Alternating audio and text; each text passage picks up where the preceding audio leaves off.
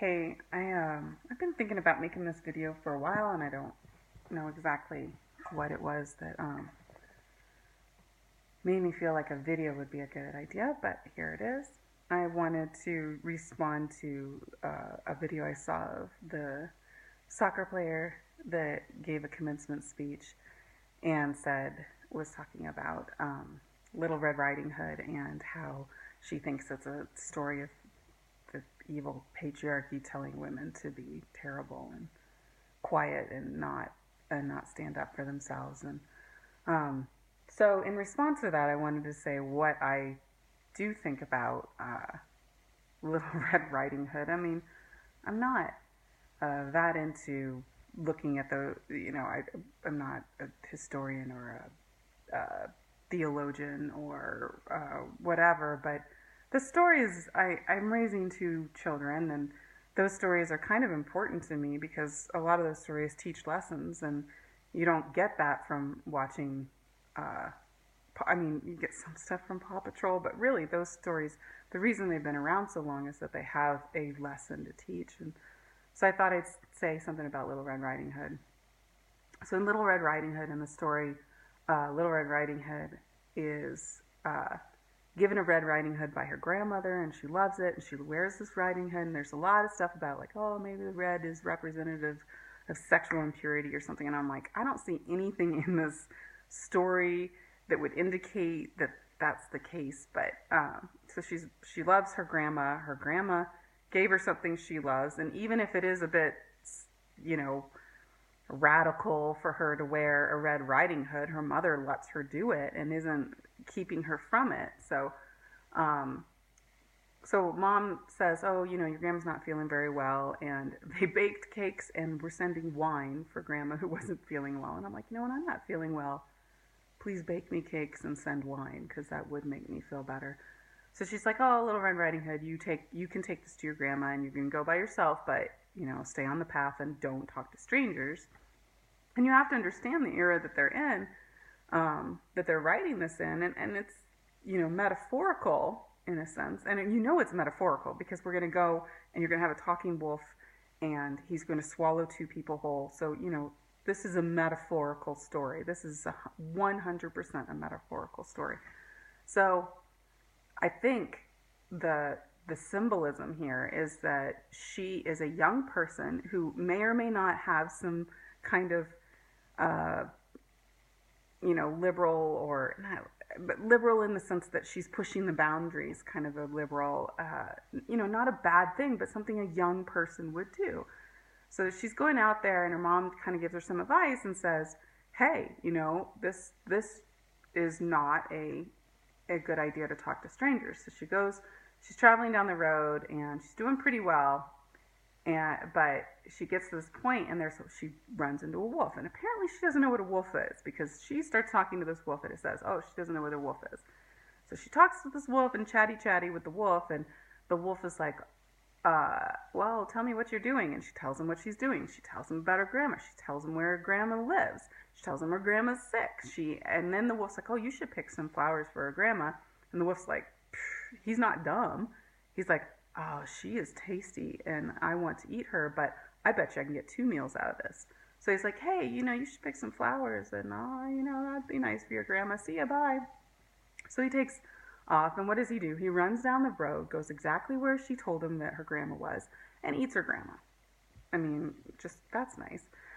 So then Little Red Riding Hood, dawdles around and doesn't stay focused, and, things that young people would do, but with the good intentions, right? She's like, oh, grandma would want this flower. Oh, wait, that flower looks even better. I'm going to go over there, and I'm going to get an even nicer bouquet for her. And so she finally gets back to the road and gets to grandma's house and comes in. And of course, she opens the door, and this is the part everyone knows is part of the story, right? She walks in, and she goes, something's not quite right. And she's right, it's not quite right, because the wolf is dressed up as grandma and laying in the bed waiting for her to eat her. And then she's like, why do you have such big eyes? Better to see you with. Why do you have such big, arms to hug you with? I don't know. She goes through its eyes, ears, arms, and then Why do you have such big teeth? Well, better to eat with you. Chomp. She's eaten. Okay. Well, that's great. Now she's eaten, her grandma's eaten, and outside there's a woodcutter, and he's, for whatever reason, he's local to the neighborhood. He knows grandma, and he's like, I know grandma's not been feeling good, so I'm gonna go over and check out grandma. So goes, and he's goes in there, and he has seen a wolf. He recognizes the wolf, and after the wolf's big supper, he fell asleep because food coma is real. So he was asleep, and the woodcutter sees him, and the woodcutter is like, I'm going to kill this wolf. I've been trying to kill this wolf for years. I've been after this wolf. And then he thinks, wait a minute. There might be a chance that I could save my neighbor. So he does something pretty altruistic, because he could have chosen to just kill the wolf while it was sleeping, and that would have been the least risk to him. But he decides, oh no, I'm going to see if I can save grandma. And he goes and he gets, the story I read was shears or scissors, and cuts open, and I'm like, that's an interesting image. So he cuts open the stomach of the wolf, and he sees Little Red Riding Hood, pulls Little Red Riding Hood, pulls her grandma out, and then before the wolf wakes up, because during this procedure, the wolf, of course, would stay asleep when someone cut open his stomach. I'm pretty sure it's symbolic. And Little Red Riding Hood goes and gets stones and puts them in his belly, and then when he wakes up, he's not able to run away, and he dies. And the woodcutter takes the pelt. There is a follow-on story about later on a wolf came in, they recognized him and killed him right away that time. But for the sake of the story, this lady who's, a very good soccer player, and she's one of the best female soccer players out there. And it's just sort of why did she feel the need to deconstruct Little Red Riding Hood, which is actually a story? I mean, if you want to go through it again with the symbolism, it's about listen to the wisdom of your parents. Listen to the wisdom of your grandparents. Pay attention. And when you're on, so in this story, which is so funny, she's like, oh, she's a third wave feminist. She says it. She's on that platform with the third wave feminism. And she's like, oh, it's all about, this is terrible. They told her to keep her head down and not talk to strangers. Well, when you're on the road of life and you don't know much yet, and that lady, the soccer player lady, she's like much older. But I don't know if she remembers, when you're 18 and you don't know anything, it's good advice to keep your head down and not like jump to conclusions and think you know everything. And she didn't know what a wolf looked like. That seems kind of odd for a 16-year-old, or it's kind of how old she feels to me in the story. But it seems kind of odd to me that she wouldn't know what a wolf looked like, but she was naive. She didn't know. And her mom gave her good advice that would have kept her and her grandmother safe. And she chose to disobey her mother's words. And not in a terrible way, but in a very, sometimes your lack of knowledge is going to be dangerous for you and the people around you. And so you should listen to the good advice of other people and those people that love you, because her mom loved her, obviously. So and then the other thing is, she's a third wave feminist. Why isn't she celebrating the fact that this is one of the few fairy tales where it is a young girl who's representative of all young people? This is a story of caution to young people, not just young girls, because it was young boys that were probably copying the story and telling the story. This is a cautionary tale to all young people, and the girl gets to be the main character. So what are you doing tearing apart one of the stories where the girl is the main character? And the thing is, the young person's always kind of the idiot, right? Like the boy with his finger in the dike, and the boy who cried wolf, those are all boy ones, but this is Little Red Riding Hood. This is a girl one. Why are you going after Little Red Riding Hood? Go after something else at least. It doesn't make any sense to me. So she goes down the path, and she meets this wolf, and who is the wolf? The wolf is evil.